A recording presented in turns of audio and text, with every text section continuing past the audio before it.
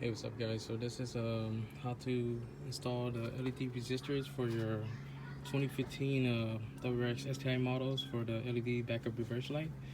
So you're wondering, or you're having issues where your camera is not working or flickering on and off and your LED light is not even turning on at all. This is pretty much going to fix your problem. So you just got to install the resistors and it will fix it.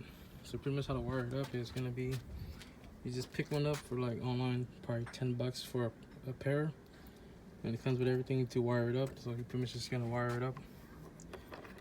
You're just gonna tap into your ground and your positive. That's pretty much it. Those two wires are here. This is your reverse lights socket.